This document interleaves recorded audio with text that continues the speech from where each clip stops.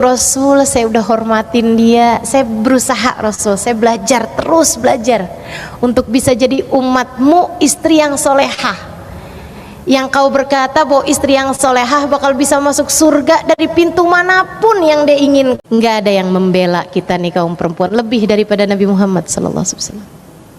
Nabi sampai bilang di masa Madinah, man kanat lahu thalas jawari kanat lahu itqun minan nar.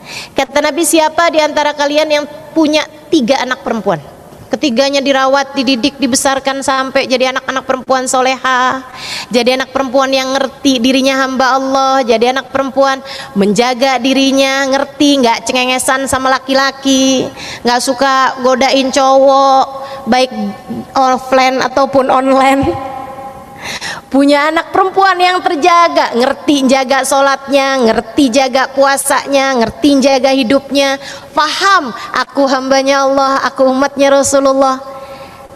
Siapa di antara kalian, kata Nabi Muhammad, punya 3 anak perempuan, kalian didik, kalian besarkan, kalian pelihara, kalian jadikan ia perempuan-perempuan solehah, kanat lahu itqun minan nar. Nggak usah punya ibadah banyak kalian, yang wajib aja deh.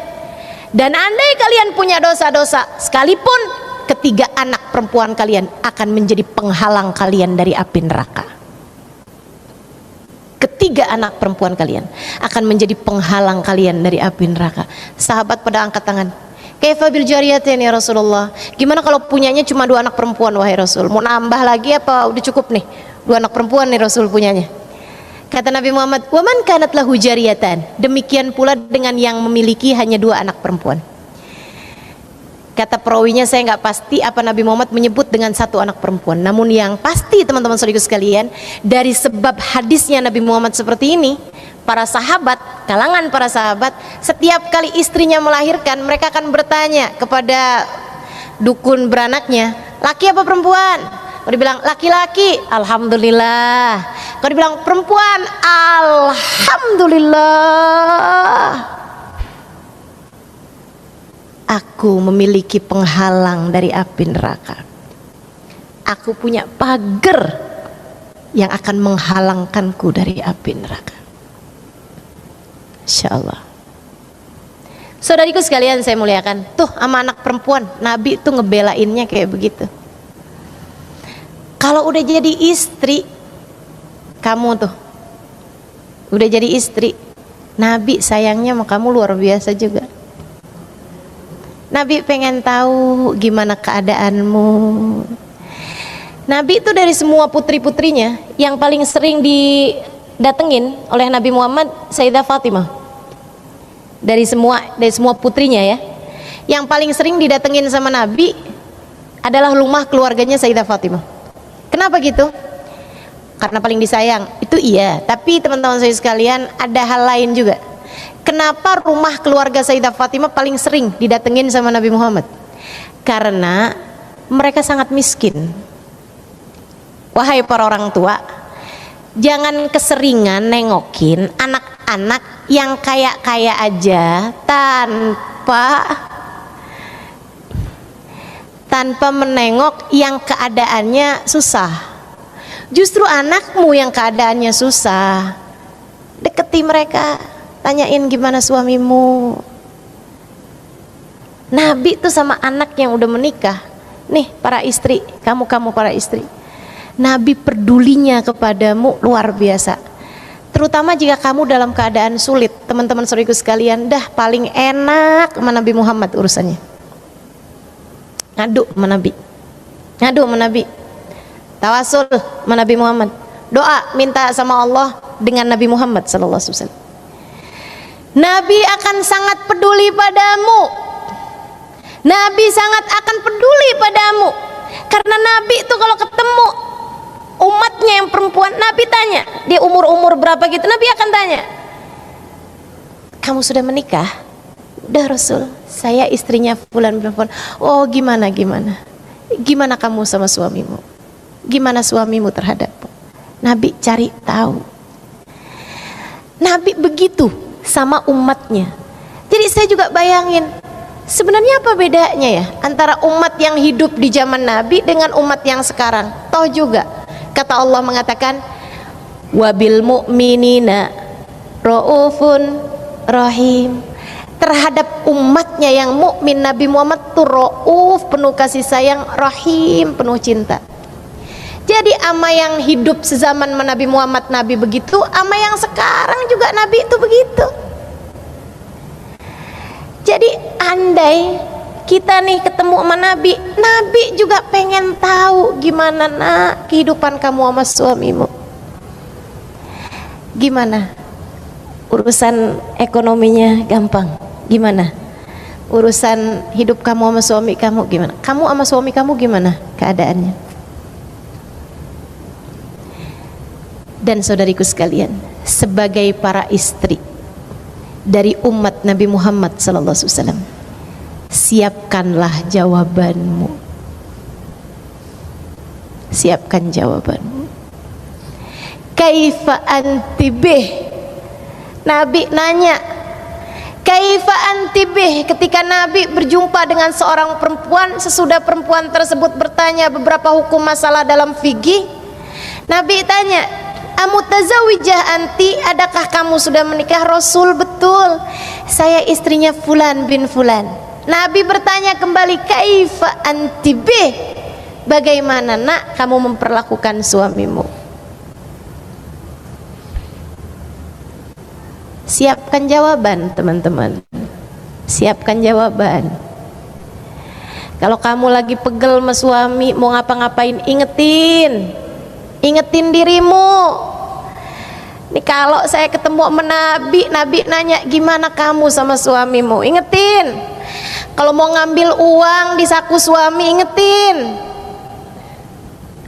Kalau lagi mau ngomel di hadapan suami, ingetin. Kalau lagi mau berkata kasar sama suami, ingetin. Nabi nanya, kaifa anti bih? Bagaimana perlakuanmu terhadap suamimu? Dan alangkah sangat menyenangkannya andai kita bisa bilang seperti jawaban perempuan tersebut, Rasul, saya memperlakukannya seperti yang kau perintahkan. Saya hormati dia, saya sayangi dia, saya lakukan perintahnya selagi saya mampu. Saya melakukan seperti yang engkau perintahkan ya Rasulullah. Kalau kita bisa jawab gitu depan Nabi, ya Allah teman-teman saudaraku sekalian, kamu telah membela Nabi Muhammad, Nabi pasti membelamu. Kalau kamu udah jalanin yang Nabi Muhammad mau gitu, Nabi pasti juga akan memperlakukan apa yang seharusnya beliau lakukan sebagai seorang Nabi yang penuh cinta kasih kepada umatnya. Sebab waktu perempuan tersebut jawab kayak begitu, Nabi senyum lebar bener. Bayangin, kalau kamu bisa jawab kayak gitu juga, kamu udah jadi istri yang solehah selama ini. Itu kalau kamu bisa jawab kayak begitu, Rasul, saya udah hormatin dia, saya berusaha Rasul, saya belajar, terus belajar untuk bisa jadi umatmu istri yang solehah, yang kau berkata bahwa istri yang solehah bakal bisa masuk surga dari pintu manapun yang dia inginkan. Sebab saya kepengen di hari akhirat nanti saya bisa masuk surga yang ada engkaunya wahai Rasulullah. Jadi saya akan taat kepada suami saya, belajar terus saya Rasul. Teman-teman saudaraku sekalian, Nabi senyum. Kemudian Nabi Muhammad mengatakan, fanduri ilaih fa innama huwa jannatuki wa naruki. Para istri, ingat terus ucapan Nabi yang ini. Kata Nabi Muhammad, perhatikan betul bagaimana caramu memperlakukan suamimu, sebab ia adalah jalan surga atau jalan neraka bagimu. Kamu taat sama dia bawa surga, kamu gak hormat sama dia bawa neraka. Nih Nabi Muhammad sayang sama kita kaum perempuan. Saudaraku sekalian, luar biasa sayangnya Nabi sama kita. Saya dulu pernah baca hadis kayak begini nih. ayyuma imra'atin batat wa zawjuha 'alaiha sakhit la'anathal malaikah hatta tusbih. Kata Nabi Muhammad, umat saya perempuan, dia tidur malam dalam keadaan suaminya marah sama dia, perempuan ini dilaknat malaikat sampai pagi hari. Saya baca hadis ini, ya ampun, Nabi gini amat sih sama kita.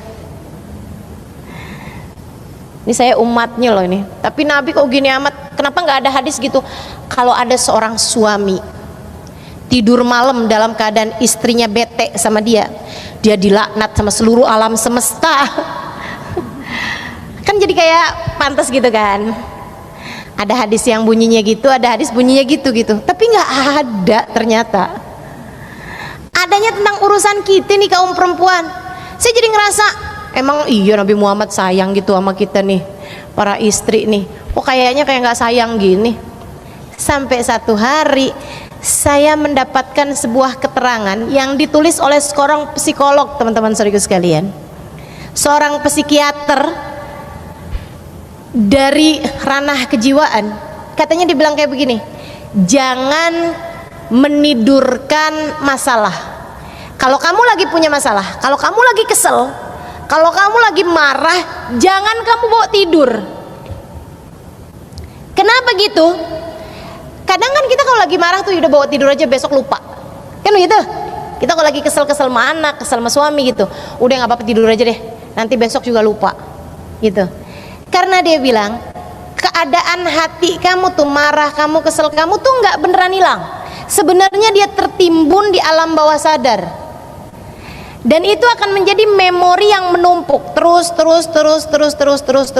sampai kalau kamu panjang umur di atas usia 50 tahun, di atas usia 60 tahun, si memori tersebut akan terus datang dalam hidupmu berupa kilasan-kilasan yang membuatmu jadi suka sedih-sedih sendiri tanpa ada sebab yang jelas.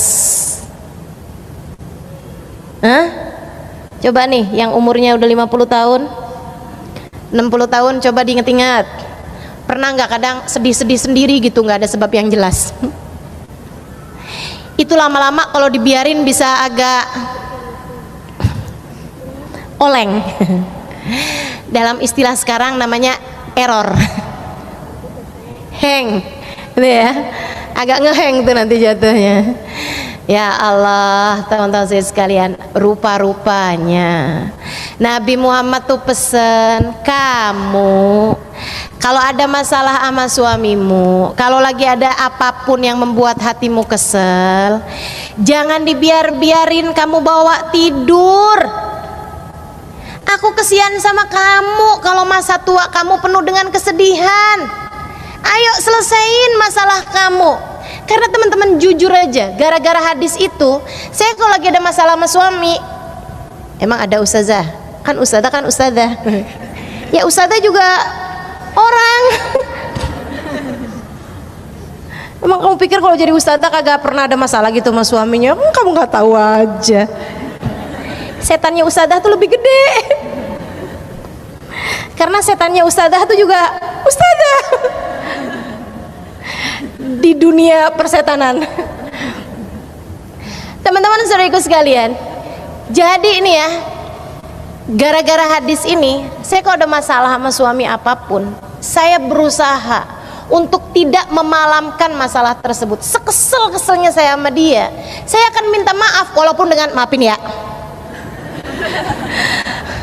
main punggung-punggungan sekalipun, tapi saya akan minta maaf sama dia. Maaf, yang tadi itu saya minta maaf, bukan karena apa teman-teman saudariku sekalian, saya nggak takut sama dia, saya takut sama malaikat melaknat saya sampai pagi hari. Ya Allah, saya takut sama Nabi Muhammad, saya takut sama Allah, saya takut saya mati malam itu. Gimana nasib saya di akhirat? Dilaknat sama seluruh malaikat sampai pagi menjelang. Oh, nggak mau saya. Jadi saya akan bilang maafin, dan dia dengan gampangnya bilang iya. Dari sini juga saya ngerti kenapa yang dibilangin sama Nabi, kamu umat saya perempuan, kalau ada masalah jangan dibiarin kamu bawa tidur, sebab kamu akan dilaknat seluruh malaikat. Jadi kamu yang mesti punya inisiatif untuk minta maaf. Kenapa? Jalanin, kamu bakal tahu. Saya gitu, saya jalanin dan saya tahu. Kenapa yang disuruh minta maaf, yang disuruh memperbaiki hubungan? Perempuannya gitu. Dengan Nabi nakutin, dilaknat loh kamu sama malaikat sampai pagi hari. Kenapa? Karena saudaraku sekalian saya muliakan, laki-laki mudah memaafkan. Begitu kamu bilang maafin ya, dengan gampang dia bilang iya. Gampang bener. Bayangin kalau dibalik.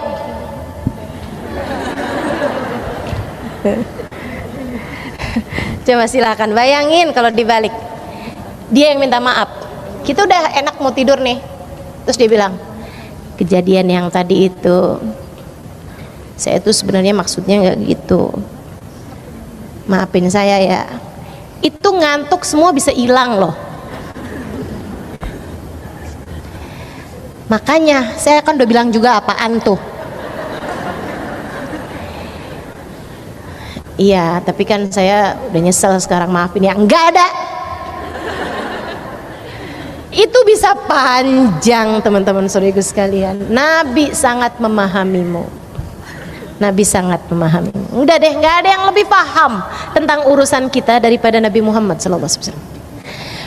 Makanya kalau kamu mau nyerang Islam, bukan dari ajarannya, nggak bisa, nggak bisa. Kenapa ya? Yang punya hak cerai itu cuman laki-laki, kenapa nggak perempuan? Ya Allah teman-teman, kalau perempuan punya hak boleh menceraikan suami, nggak 3 batasannya, bisa 1000.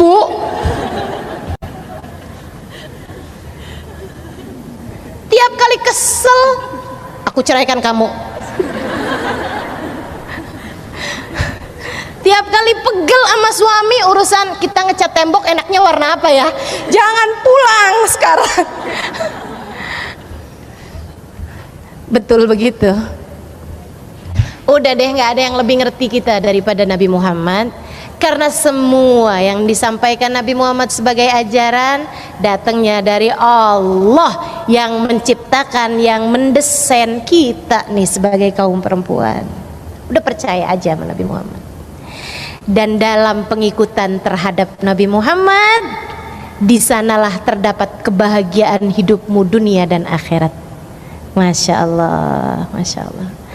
Perempuan yang dia tahu jalan cintanya kepada Allah dan Rasulnya, hatinya penuh cinta kepada sang baginda Nabi Muhammad alaihissalam. Dia tahu bagaimana harus memperlakukan suaminya, dia tahu bagaimana harus memperlakukan anak-anaknya, dia tahu bagaimana harus hormat kepada orang tuanya, dia tahu bagaimana harus berbuat kepada siapapun, karena jalan hidupnya penuh dengan cahaya, dan cahaya itu bernama Muhammad.